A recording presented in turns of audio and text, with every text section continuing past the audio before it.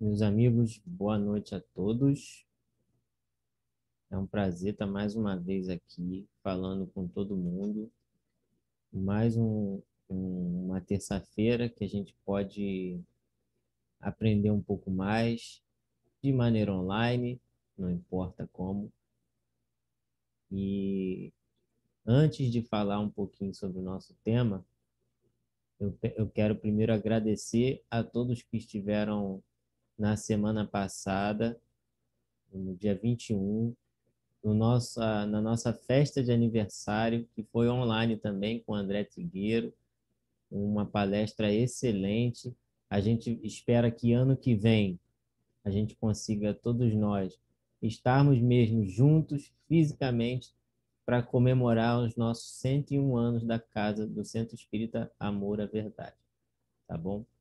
Para começar, antes da prece, eu vou eu vou ler uma página chamada Levantar e Seguir, do livro que se chama também Levantar e Seguir, de Chico Xavier pelo Espírito Emmanuel. Tá? Então, vamos lá. E passando, viu Levi, filho de Alfeu, e disse-lhe, segue-me. E levantando-se, o seguiu. Quem anotou foi Marcos 2,14. É interessante notar que por todos os recantos onde Jesus deixou o sinal de sua passagem, houve sempre grande movimentação no que se refere ao ato de levantar e seguir. André e Tiago deixam as redes para acompanhar o Salvador. Mateus levanta-se para segui-lo. Os paralíticos que retomam a saúde se erguem e andam. Lázaro atende-lhe ao chamado e levanta-se do sepulcro. Em dolorosas peregrinações e profundos esforços de vontade, Paulo de Tarso procura seguir o Mestre Divino ante açoites e sofrimentos, depois de se haver levantado às portas de Damasco. Numerosos discípulos do Evangelho, nos tempos apostólicos, acordaram de sua noite de ilusões terrestres, ergueram-se para o serviço da redenção e demandaram os testemunhos santificados no trabalho e no sacrifício. Isso constitui um acervo de lições muito claras ao espírito religioso dos últimos tempos. A maioria dos cristãos vai adaptando, em quase todos os seus trabalhos, a lei do menor esforço. Muitos esperam pela visita pessoal de Jesus no conforto das poltronas acolhedoras, outros fazem preces por intermédio dos discos. Aos que desejam comprar a tranquilidade celestial com as espórtulas generosas, como também os que, sem nenhum trabalho em si próprios, aguardam por intervenções sobrenaturais dos mensageiros de Cristo pelo bem-estar de sua vida. Pergunta a ti mesmo se estás seguindo a Jesus ou apenas ao culto externo do teu modo de filiação ao Evangelho. Isso é muito importante, porque levantar e renovar-se ainda é o nosso lema. Então, que possamos agradecer por mais esse momento, que possamos estar dispostos a levantar e seguir. Obrigado, Jesus. Obrigado, amigos espirituais, que estão sempre nos acompanhando nesse esforço diário de cada um de nós. Que assim seja. Bom, gente, o nosso tema hoje, ele está lá no capítulo 9 do Evangelho segundo o Espiritismo, que tem o título de Bem-aventurados que são brandos e pacíficos. Ele está localizado lá na parte das instruções dos Espíritos, onde tem uma mensagem que se chama Obediência e Resignação. Lá no item 8. Obediência e resignação, elas são, o Espírito vai explicar para a gente que elas são duas companheiras da virtude. né? Então, ele vai dizer que obediência é o consentimento da razão e resignação é o consentimento do coração. Uma das características dos espíritos evoluídos é eles conseguirem explicar com muito poucas palavras uma grande quantidade de ensinamentos e conseguem fazer isso de uma maneira que eles podem ser compreendidos por muitas pessoas, por todos.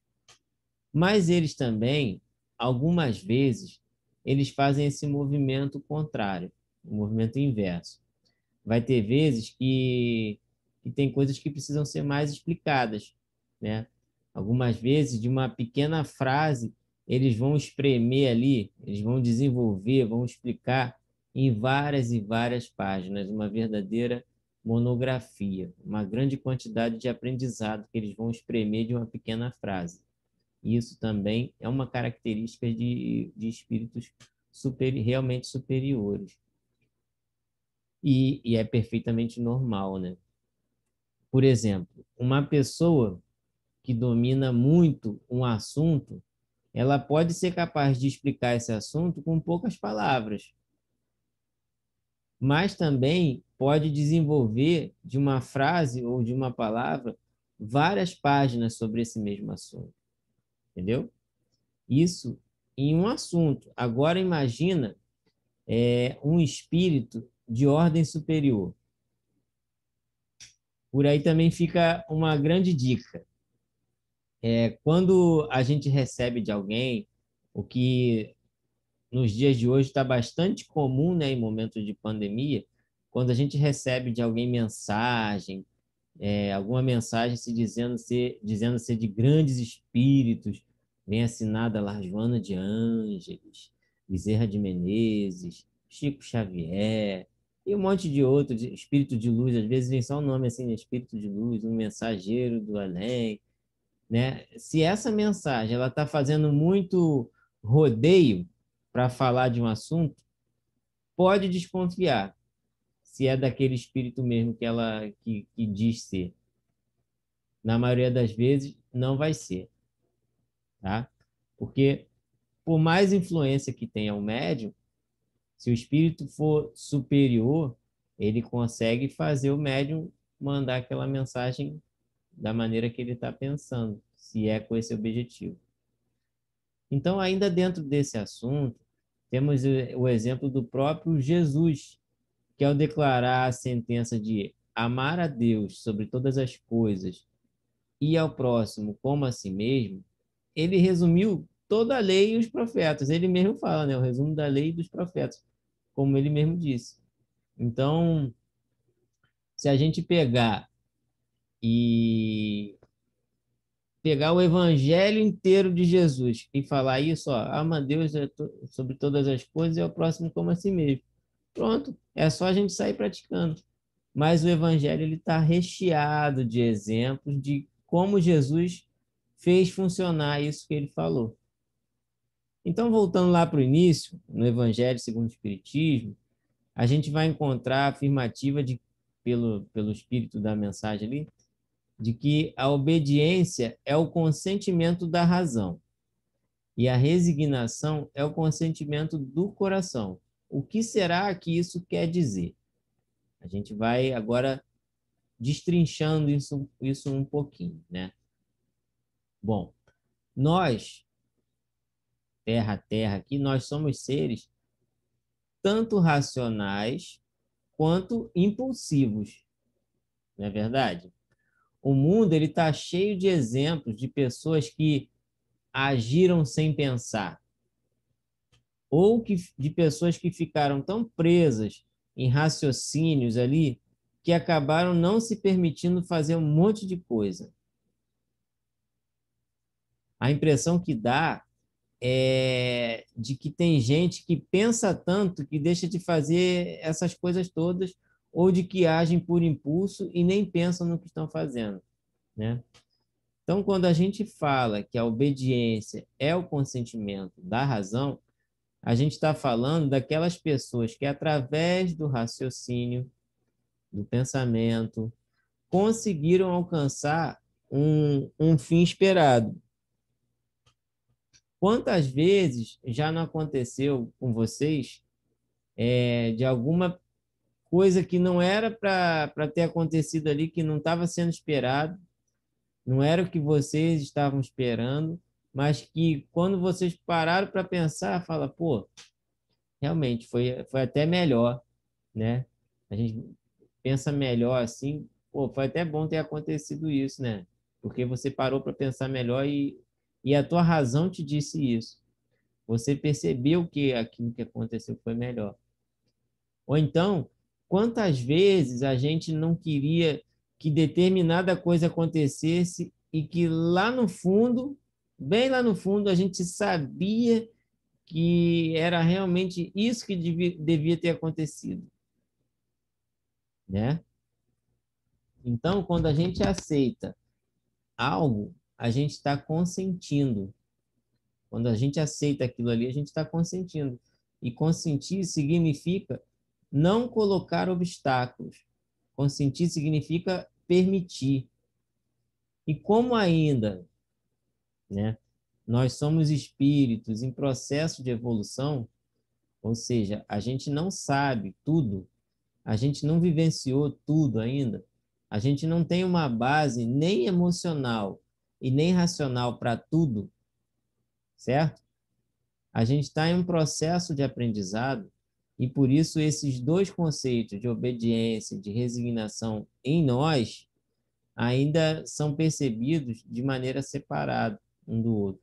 A gente ainda vive eles de maneira distinta. E uma das coisas que o Espírito vai explicar, essa mensagem é até assinada pelo Espírito Lázaro, e ele está na parte das instruções dos Espíritos, ou seja, ele está explicando um capítulo inteiro ali. Uma das coisas que ele vai explicar é que tanto a obediência quanto a resignação, elas são companheiras. Elas devem caminhar juntas. Ou seja, não existe conflito entre elas. As duas são vividas, ou deveriam ser vividas juntas. Diferente de nós, que elas nem sempre estão acompanhadas, que foi o que eu estava falando um pouquinho antes, certo? Na continuação ali das explicações para esse trecho do Evangelho, nós vamos ver que ambas carregam um fardo. E que fardo é esse? O fardo de ter provações. Ou seja, como espíritos em processo de evolução, nós vivenciamos muitas provas e muitas expiações, tá? E tanto as provas quanto as expiações, elas têm a ver com o nosso processo de aprendizado. Nós reencarnamos, vivemos muitas experiências, fazemos muitas escolhas, e quando essas escolhas levam outras pessoas a sofrerem, nós precisamos reparar esse sofrimento que a gente causou. Mas não devemos pensar nessa reparação como um castigo, não. Na verdade, é uma forma de da gente se libertar. Então, Deus, o que que faz? Na sua infinita bondade, ele permite reencontrar essas pessoas ou essas situações que a gente causou para revivermos, né, essa situação e aí a gente tem possibilidade de fazer escolhas diferentes. Dessa maneira, muitas coisas que passamos durante a nossa existência vão ter a ver com as nossas expiações ou provas.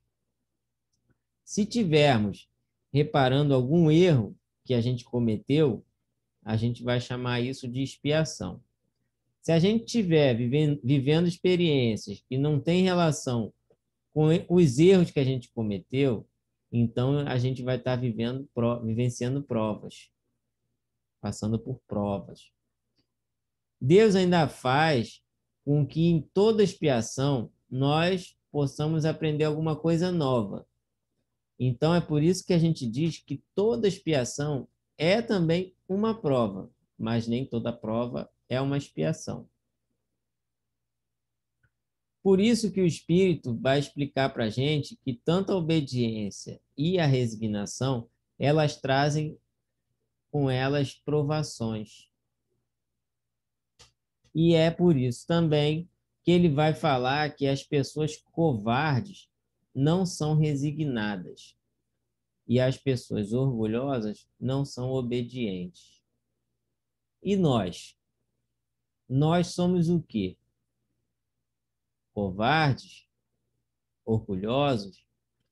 Na verdade, nós somos um pouquinho dos dois.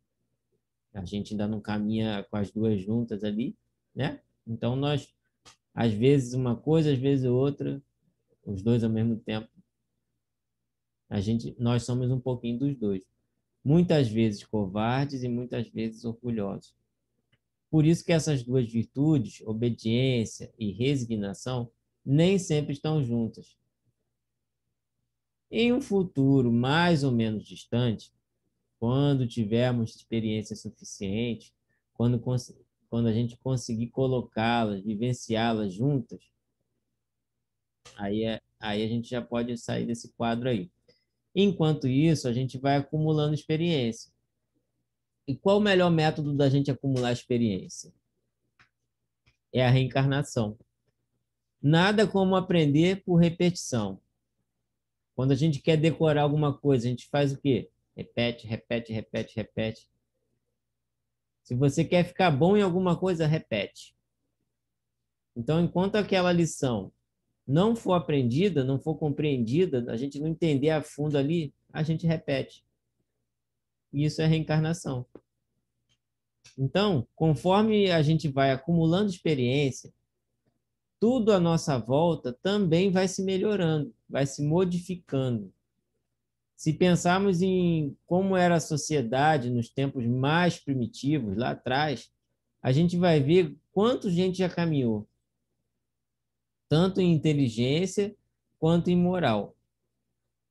As nossas duas asas, né, que a gente costuma falar muito, a asa da inteligência e da moral, que precisam caminhar juntas. Mas também quando a gente volta o olhar para essas épocas, nem precisa ser tão distante, a gente vai ver que as dificuldades enfrentadas pela humanidade, elas estão de acordo com cada época vivida mesmo. Voltando um pouco no tempo, a gente vai perceber o quanto a gente ainda era violento, visceral, né? Agia ali, né? Na raiva mesmo, na força do ódio, como o pessoal costuma falar. Então, lembram da lei de Talião, por exemplo, né? Olho por olho, dente por dente, né? Então, é certo que ainda a gente ainda vai encontrar traços desse tipo de pensamento mais antigo, mas na média geral, eles são cada vez menores. A gente não tem como a gente falar que tá a mesma coisa que antigamente. A gente vai se modificando. Na nossa existência mesmo, a gente já percebe algumas modificações de quando a gente era jovem para agora, né? Por exemplo, é mundialmente aceito que cigarro faz mal à saúde. Antigamente tinha anúncio de cigarro, até de doce em forma de cigarro que crianças compravam. Hoje isso não é mais aceito. Então, isso vai modificando. Nas palavras do Espírito, continuando lá no Evangelho, a virtude da nossa sociedade hoje é a atividade intelectual. E o grande vício é a indiferença moral.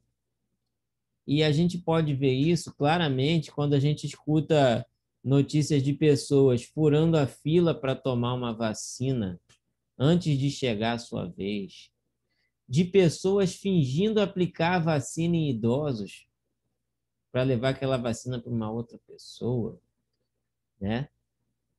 Ou para mudar um pouquinho o foco desse assunto, chega de falar de vacina, de gente que quer se dar bem em qualquer situação, independente de estar ou não prejudicando outras tantas, desculpa, outras tantas pessoas.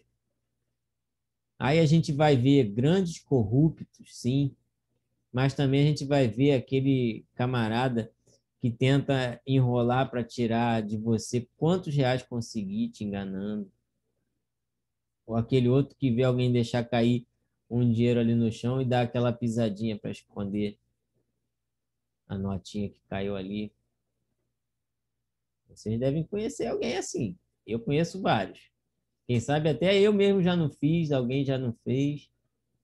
Então, cada essa coisa vai diminuindo. No texto, o Espírito ele diz para a gente se submeter à lei do progresso. E ele afirma que essa é a grande palavra da nossa geração. Estamos vivendo uma época de grandes descobertas, grandes acontecimentos. Ninguém pode negar que a época que a gente está vivendo está acontecendo coisas que nunca viveram, que a gente nunca passou. Nós somos capazes de, no meio de tanta dificuldade, de tantos problemas, tantas coisas acontecendo ao mesmo tempo, nós somos capazes de aprender, de progredir. Nunca o mundo inteiro, pensa só nisso, nunca o mundo inteiro se uniu em esforços tão grandes e para o mesmo fim. Ainda que existam pessoas que estão visando lucro, ainda que existam pessoas que se aproveitam da situação para usufruto próprio, a gente não pode negar que o esforço para conseguir algo melhor, usando toda a nossa capacidade intelectual acumulada até os dias de hoje, esse esforço ele está sendo verdadeiramente universal. Muitos caminharão ali obedientes, com consentimento da razão, outros caminharão resignados, com consentimento do coração. Esperamos, é lógico, que vários já consigam caminhar juntos, obedientes e resignados. Esse é o nosso grande objetivo, unir as duas coisas, obediência e resignação. Se a gente parar para pensar em qualquer grande vulto da humanidade, que fizeram a grande diferença ali no coletivo, né? A gente vai ver que todos eles tinham essa característica de serem resignados e de serem obedientes diante das grandes dificuldades que eles viviam, ou que o mundo vivia. Porque não existe,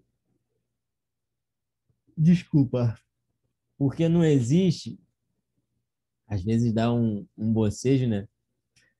Não existe um grande nome da humanidade que passou sem grandes problemas aqui na Terra. O espírito que vem para impulsionar a humanidade, ele não vem no bem bom. Ele passa perrengue mesmo. Pode pensar em qualquer um. Para gente não ir muito longe, pega Chico Xavier, né? Ele passou fome, perdeu a mãe cedo, teve que lamber ferida, tomou furada de garfo, cuidou de irmão, cuidou de um monte de coisa. E um monte de outras coisas que a gente nem chegou a conhecer, né? Aí pensa Bezerra de Menezes, Joana de Ângeles, Madre Teresa, Irmã Dulce. Isso só os que a gente mais comenta no movimento espírita, né? Nenhuma dessas pessoas passou uma vida de boa ali. Quando eles estiveram aqui, reencarnados, nenhuma delas passou um bem bom. Ah, mas Bezerra de Menezes era médico. Vê como é que ele terminou, pobre pra caramba. Isso não quer dizer nada, não. Ele veio com a missão dele. Eles nos deram grandes exemplos de como a gente deve juntar obediência e resignação. Por isso que o Espírito fala em submeter à lei do progresso. Leis, até mesmo para nós aqui, né, são ferramentas que fazem a gente agir da maneira correta. Então, quando a gente comete uma infração, a lei diz que a gente deve cumprir determinada pena, fazer alguma coisa, quitar a nossa infração que a gente cometeu, não é isso? Então, se com a gente é assim, ainda que nem sempre isso funcione, com Deus é muito. Com Deus o negócio não tem como enganar. E sendo o progresso uma lei, isso quer dizer que só temos ela para seguir, essa direção para seguir. A gente não tem a opção de ficar parado e ver o progresso passar ali. A gente vai ser arrastado. É por isso que o Espírito cita lá no final desse item, do item 8, ai dele, porquanto nós que somos os guias da humanidade em marcha, lhe aplicaremos o látego, o chicote, né? E lhe submeteremos à vontade rebelde, por meio da duplação do freio e da espora. Toda resistência orgulhosa terá, de cedo ou tarde, ser vencida. Freio e espora é aquilo que o cavaleiro aperta ali no cavalo para o cavalo andar ou parar, né? Então, meus amigos, em momentos difíceis que estamos vivendo, vamos acompanhar o progresso. A gente precisa entender que Deus ele está sempre no controle, mas que a gente não pode se comportar como aqueles que fazem de tudo para não acompanhar esse controle. Eu quero dizer assim, Deus está no controle, mas se eu não fizer a minha parte, eu vou entrar nessa galera aí do chicote aí, que vai usar o freio e a espora. Ser obedientes e resignados é entender isso. É a gente se colocar completamente nas mãos de Deus, mas com responsabilidade. Não é se entregar ao perigo e deixar que ele resolva. Pulei, Deus se vira. Não é isso, né? Ser obediente e resignado é usar razão e coração para nos guiar. É fazer de tudo para que ambas caminhem lado a lado, caminhem ali juntinha. É viver as palavras do Cristo e acreditar quando ele disse que os brandos herdarão a terra. E, para finalizar, só é brando aquele que é obediente e resignado. Eu lembrei de uma historinha do Francisco de Assis, que eles já estavam sem nada e caminhando, caminhando, caminhando, ia cair um temporal, eles iam ficar no perrengue mesmo, era ele, Francisco de Assis e Frei Leão, e aí bateram num convento para pedir abrigo e bateram na porta, a porta na cara deles, não atenderam. Então, Francisco de Assis começa a pular, rindo, feito um doido, né? Começa a pular, pular, e Frei Leão não entende nada. E quando pergunta para ele, ele fala: eu nunca estive completamente nas mãos de Deus. Então, nos momentos mais difíceis, é isso que a gente tem que. É esse exemplo de obediência e resignação que a gente tem que ter. Nos momentos mais difíceis, é isso que a gente tem que pensar. Eu nunca estive tão completamente nas mãos de Deus. E aceitar. Ele podia não ter aceitado, esmurrado a porta até alguém abrir, brigar com a pessoa lá dentro, mas ele aceitou, obediente e resignado, caminhando juntinho ali. Que a gente possa ser assim também. Então, para terminar, eu vou ler uma outra mensagem que está no livro Palavras de Vida Eterna, também de Chico Xavier.